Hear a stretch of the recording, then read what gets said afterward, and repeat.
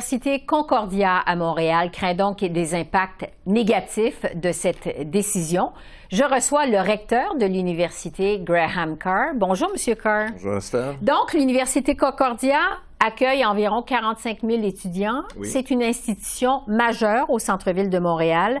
Quel pourcentage de vos étudiants viennent en dehors du Québec? 9 de nos étudiants viennent du reste du Canada et 22 de nos étudiants viennent des pays étrangers.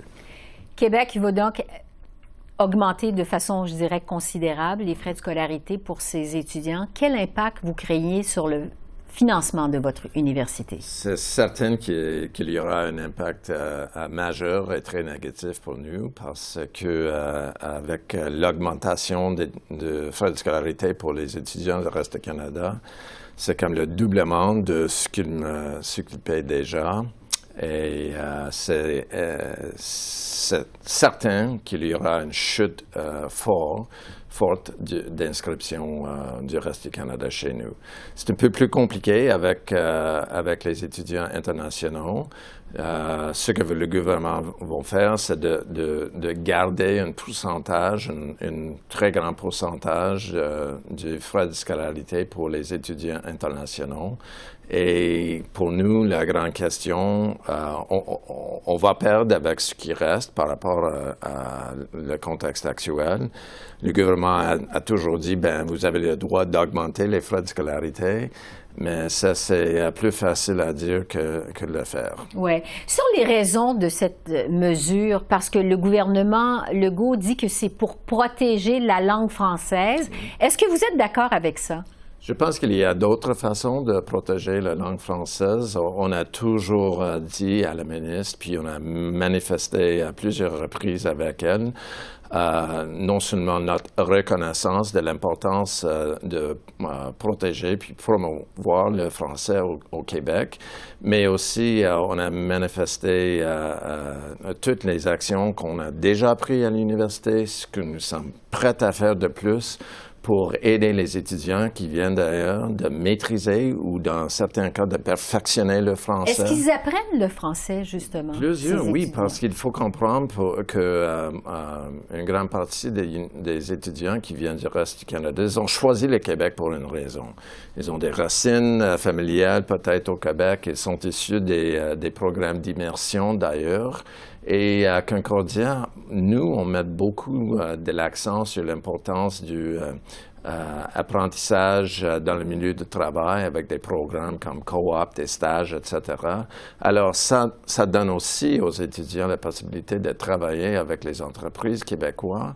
Et moi, je suis convaincu que si on met toutes ces actions en place, après 4 ans, les étudiants qui viennent du reste du Canada auront des compétences, ils seront à l'aise de s'intégrer avec la société québécoise, puis ils sont prêts à faire le choix de rester. Oui, parce qu'ils restent au Québec. On n'a pas de chiffre actuel pour les étudiants du reste du Canada.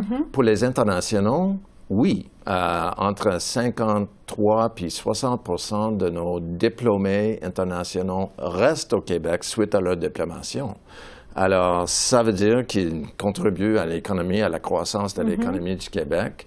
Comme vous le savez, à Montréal, il y a beaucoup d'industries de fin pointe comme intelligence artificielle, cybersécurité, cinéma, design, technologie médicale. On a besoin des cerveaux, on a besoin du talent.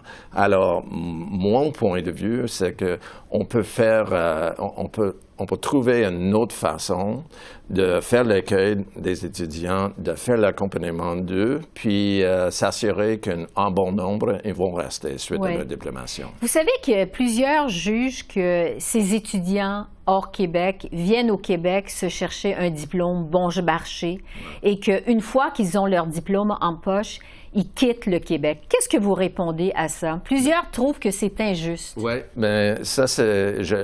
Le problème avec cet argument, il se trouve une mythe dans tout ça.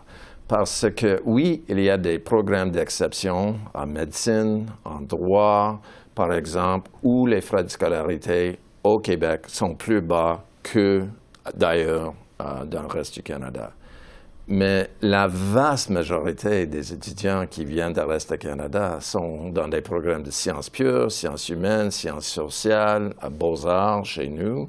Et eux, déjà, ils paient des frais de scolarité qui sont plus élevés que la moyenne canadienne, plus élevés que dans les provinces d'où ils viennent. Alors, ça, c'est pour moi, une des choses qui était très difficile pendant les dernières semaines, c'est de s'adresser à cette désinformation qui circule.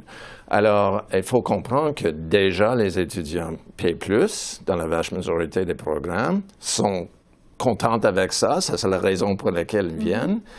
Mais si on double le frais de scolarité, à un moment donné, c'est pas concurrent avec les possibilités, avec d'autres universités dans le reste du Canada. Les universités francophones, de leur côté, estiment qu'elles sont sous-financées par rapport aux universités anglophones, justement à cause de votre puissance d'attraction des étudiants internationaux en dehors du Québec. Qu'est-ce que vous répondez à ça?